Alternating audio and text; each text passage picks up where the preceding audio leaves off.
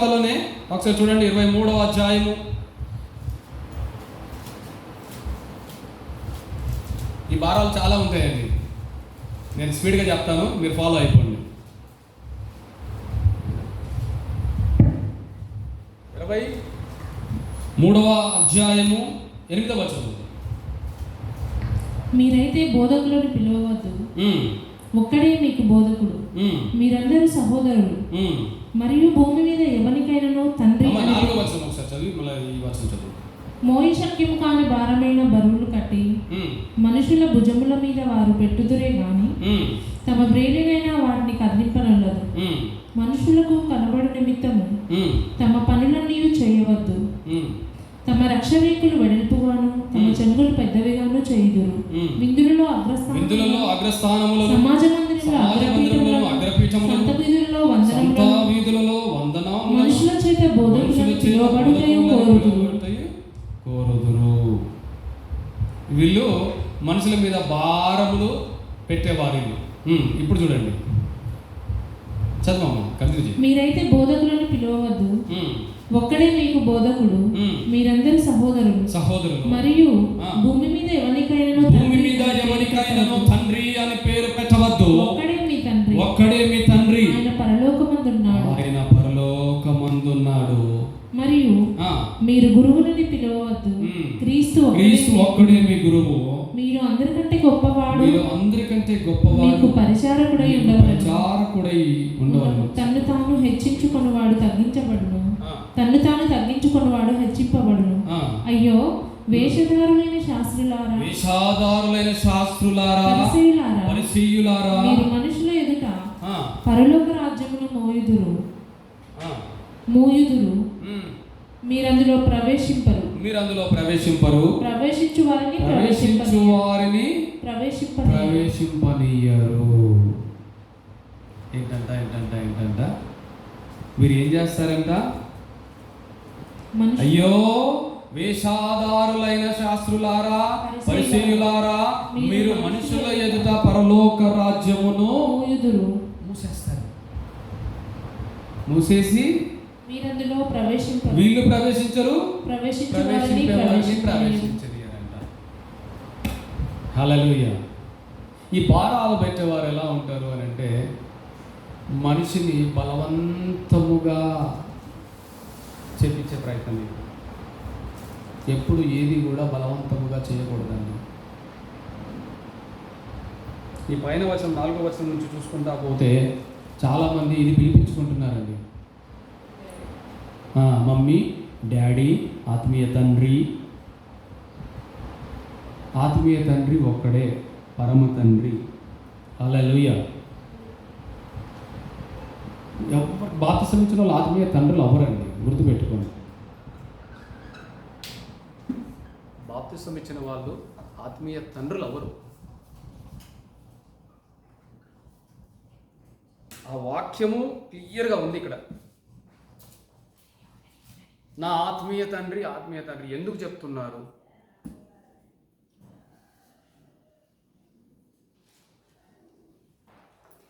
అయితే నేను ఈ మాట ఒక సేవకుల ద్వారా మాట్లాడుతూ ఉన్నా. ఒక సంఘంలో నుంచి నేను బయటకు వచ్చాను కాబట్టి ఆ సేవకులు వాళ్ళు బాగా పరిచయస్తులు కాబట్టి మాట్లాడుతూ ఉంటే ఆయన అంటున్నాడు, నీకు ఆయనే ఆత్మీయ తండ్రి అన్నాడు. నాకు ఆయన ఆత్మీయ తండ్రి అంటే, అసలు ఆత్మీయ తండ్రి అంటే ఎవరయ్యా అన్నాడు. ఆత్మీయ తండ్రి అంటే నీకు సువార్త ప్రకటించి, నిన్ను బలపరిచి, నిన్ను బాప్తిసము ఇచ్చి దేవునికి ఏమంటారు, దేవునితో అంతకట్టబడుటకు ఎవరైతే ప్రయాసపడ్డారో వారు అన్నారు. అయితే నేను వాక్యంలో ఎదిగింది, వాక్యంలో బలపడ్డది, రక్షించబడ్డది, బాప్తిసం పొందిందంతా కల్వరి టెంపుల్లో. అక్కడ ఆయన నాకు మరి ఆత్మీయ తండ్రి అవుతారు అని అంటే, అది నేను ఒప్పుకోలేక, అది దాన్ని సహించలేక, జీర్ణించుకోలేక మరలా ఇంకొక మాట అన్నాడు. అయితే నువ్వు ఆయన నుంచే సువార్త పొందావా? ఆయనే నీకు సువార్త ప్రకటించాడా? ఆయనే పర్సనల్గా వచ్చి నీకు దేవుని యొక్క సువార్తను ప్రకటించాడా అని అంటాడు మళ్ళీ. అయితే ఆయన కూడా కాదన్నా, వినండి జాగ్రత్తగా. అయితే ఆయన కూడా కాదు మరి నాకైతే. ఈ లెక్కన మీరన్న ప్రకారము సువార్త ఎవరైతే మీకు ప్రకటించారో, సువార్త ఎవరి ద్వారా అయితే మీరు పొందుకుని ఉన్నారో, ఎవరి ద్వారా అయితే మీరు దేవుడే, ఎవరు మన యేసుప్రభు వారే నిజమైన దేవుడు, ఆయన ద్వారానే మనకు పాప విమోచన, నిత్య జీవము ఉందని ఎవరి ద్వారా అయితే మీరు ఈ మాటను తెలుసుకుంటారో వారు మీకు ఆత్మీయ తండ్రి అవుతారన్నాడు. మళ్ళీ అయితే ఆ విషయంలో అయితే నా చెల్లి నాకు ఆత్మీయ తండ్రి అన్నాడు. అది ఎలా అన్నాడు? మరి నా చెల్లి నాకు ఎప్పుడో ఈ మాటలన్నీ బోధించింది, ప్రయత్నించింది, సంఘానికి నడిపించాలని ప్రయత్నం చేసింది. కానీ నేను ఆ మాట వినలే. ఆమెను నానా హింసలు పెట్టాను నేను. అయినప్పటికీ ప్రతిరోజు అన్నా నువ్వు వస్తావు ఖచ్చితంగా, దేవుడు నిన్ను పట్టుకుంటాడు ఖచ్చితంగా అని నన్ను హెచ్చరిస్తూ ఉంది. నేను ఆమెను బెదిరిస్తానే వచ్చాను. అయితే మరి యేసుప్రభు వారు ఉన్నారు, ఆయన నిజమైన దేవుడు అని ఆమె నాకు ప్రకటించింది కదా, మరి ఆమె నా ఆత్మీయ తండ్రి అవ్వాలి. మరి అంటే అవును, అలాగైతే అదే కరెక్ట్ అన్నాడు. మళ్ళీ అంటే ఇప్పుడు ఆయన మాట ప్రకారం ఎక్కడి నుంచి చెడిపోయింది అది? సువార్త ఎవరు ప్రకటిస్తారో వారు ఆత్మీయ తండ్రి అనే కాడికి వచ్చింది అక్కడ. హల్లెలూయ. మరి వాక్యం ఏం సెలవిస్తూ ఉంది? మీరు ఎవరిని తండ్రి అనకూడదు.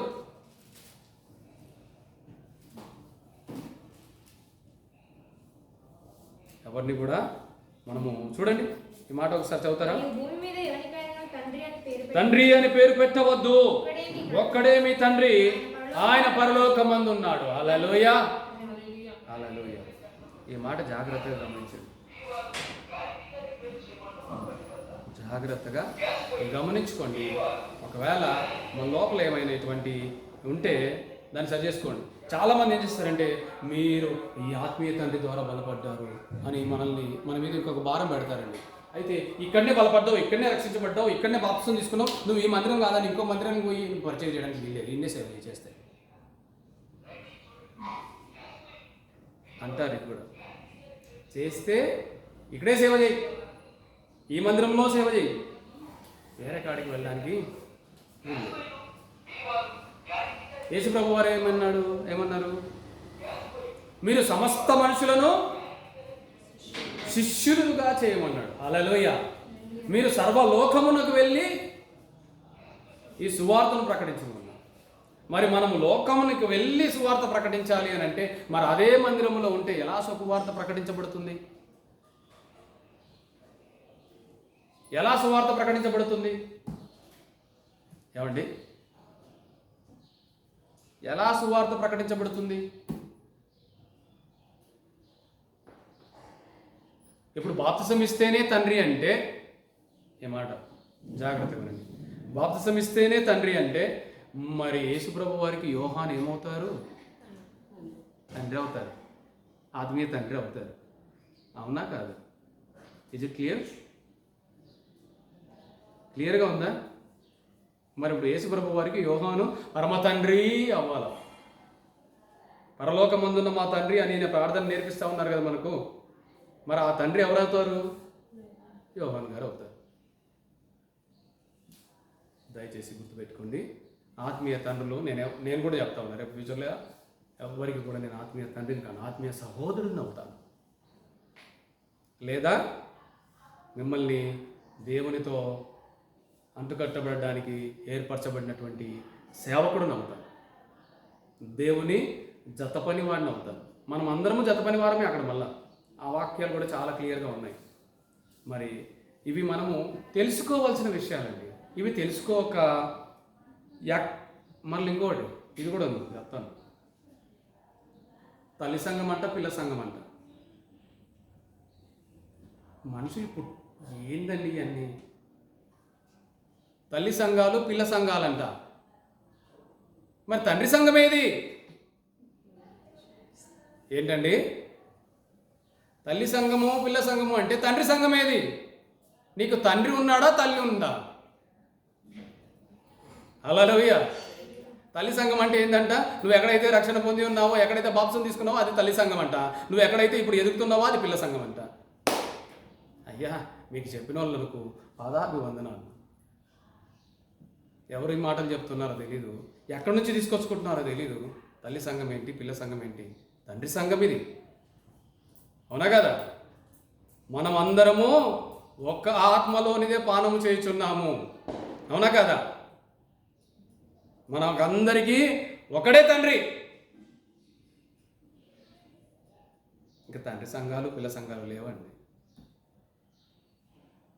అయితే దీని ప్రకారం ఏమంటున్నారు అంటే, అయితే బిడ్డలు ఎదుగుతున్నారు. ఎవరండి? ఇప్పుడు ఈ బిడ్డలు ఎదుగుతున్నారు. ఇప్పుడు యవనస్తులు ఉన్నారు. వీళ్ళ స్టడీస్ అన్నీ ఈ సంఘంలో పూర్తి అవుతున్నాయి. వాళ్ళ కోసం చాలా ప్రార్థనలు చేసినాము. ఇంకా వాళ్ళు ఉన్నత స్థానంలోనికి వెళ్ళిపోయినారు, ఉద్యోగాలు చేస్తూ ఉన్నారు, స్థిరపడడానికి ఎక్కడికో వెళ్ళారు. వెళ్ళిన తర్వాత వారు ఉద్యోగం చేస్తూ వేరే సంఘంలో చేస్తూ ఉంటున్నారు, వేరే సంఘానికి వెళ్తూ ఉన్నారు. అయితే ఈ మాట ఏంటి అంటే, నువ్వు ఎక్కడ రక్షణ పొందావో దశంభాగం అక్కడ ఇవ్వాలంట. నువ్వు ఎక్కడైతే రక్షణ పొందావో దశంభాగము అక్కడి.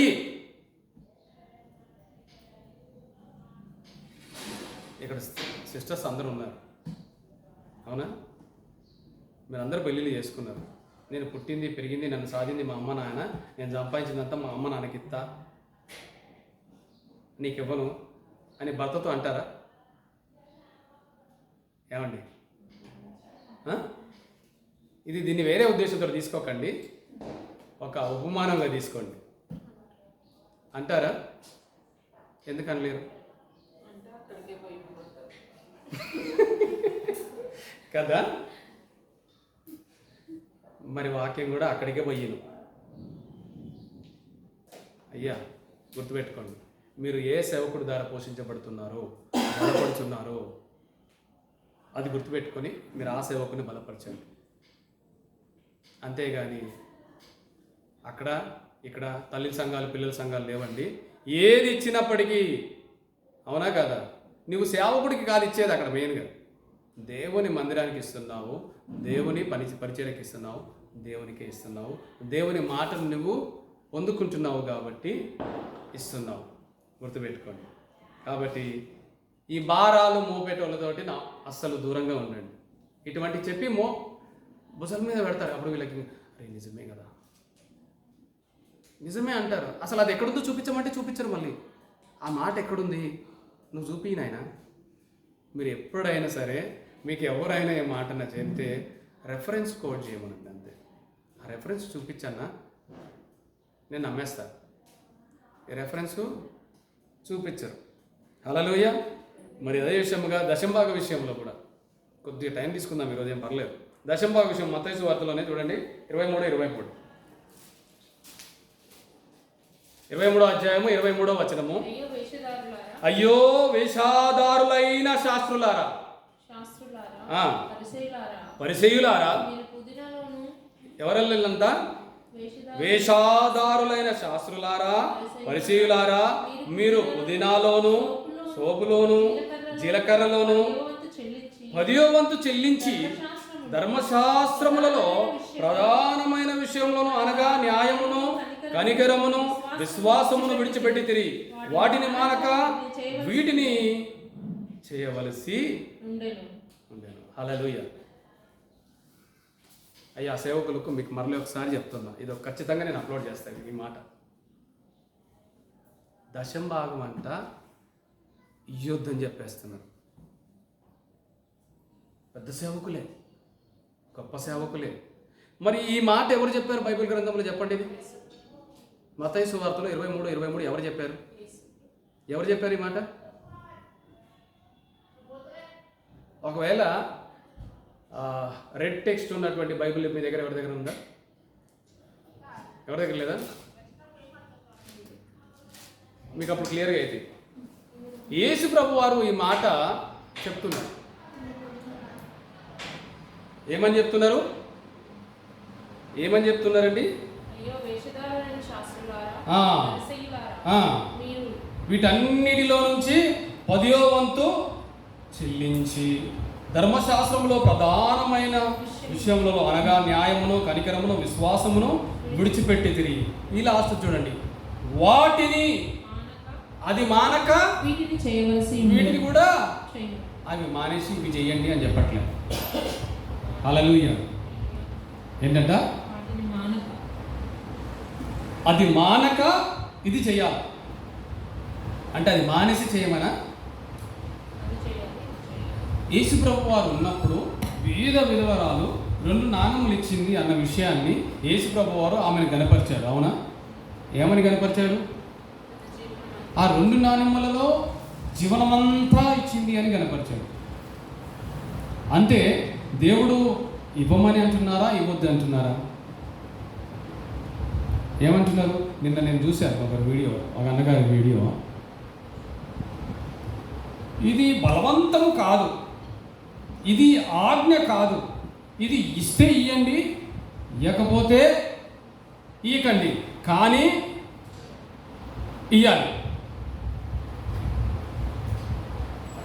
ఇది బలవంతము కాదు, ఆజ్ఞ కాదు, ఇవ్వమని నేను ఆజ్ఞాపించట్లేను, కానీ ఇది ఇవ్వాలి అంటున్నాడు ఆయన. నువ్వు చెప్పాలనుకున్నది ఏంది? ఇవ్వమని అంటున్నావా, ఇవ్వద్దని అంటున్నావా? అసలు ఇవ్వమని బైబిల్లో ఉందా, ఇవ్వద్దని బైబిల్లో ఉందా? నువ్వు ఏం నేర్పించాలను? మరలా ఆయన్ని అంటున్నాడు, సంఘములో అనేక రకమైన కార్యక్రమాలు ఉంటాయి, సంఘ పరిచర్యలో అనేక రకమైన భారం ఉంటుంది, ఈ భారం అంతా మీరు మోయవలసి ఉంది కాబట్టి అది మీరు ఖచ్చితంగా ఇవ్వాలి అంటాడు మళ్ళీ ఆయన. ఇది కాకుండా ఇంకేం కావాలంట? స్వేచ్ఛార్పణల కోసం చెప్తా ఉన్నాడు. మళ్ళీ దశంభాగములు అంటున్నాడు, స్వేచ్ఛార్పణలు అంటున్నాడు, కృతజ్ఞత అర్పణలు అంటున్నాడు. ఇన్ని అర్పణలు నువ్వు అర్జిస్తూ ఉన్నావు, మళ్ళీ నువ్వు తీసుకుంటా ఉంటున్నావు, ఇవన్నీ ఇయ్యమని నేను చెప్పట్లేదు అంటున్నావు అన్న. ఎందుకు అంటున్నారు అని అంటే, దశమ భాగముల చేత పాస్టర్లు బిల్డింగ్లు కడుతున్నారు, బంగ్లాలు కడుతున్నారు, సంపాదించుకుంటున్నారు, ఈ దశమ భాగాల కోసమే ఈ పనికి వచ్చారు వీళ్ళంతా అని లోకములో ఒక పుకారు పుట్టింది. ఆ పుకారును మీరు అందరూ ఏం చేస్తున్నారు అని అంటే, కాదు అని నిరూపించుకునే ప్రయత్నం చేస్తున్నారు. మీరు పడగలు ఎత్తారేమో మరి, అందుకే కాదు అంటున్నారు, కానీ ఇదైతే వాస్తవం. ఉన్నది ఉన్నట్టుగా చెప్పండి. లేని దానికోసము మీరు ప్రయత్నాలు చేయకండి. పోనీ లేదు అని మీరు చూపించండి. యేసు ప్రభు వారు దశమ భాగం ఇవ్వకూడదు అని యేసు ప్రభు వారు ఎక్కడైనా చెప్పిన వాక్యం ఉంటే చూపించండి. We are ready to obey. అవునా కదా? ఏమండి? ఇవ్వకూడదు, అది చేసినా చేయకపోతే నష్టమేం లేదండి, ఇది చెయ్యండి అని లేదు ఇక్కడ 23:23లో.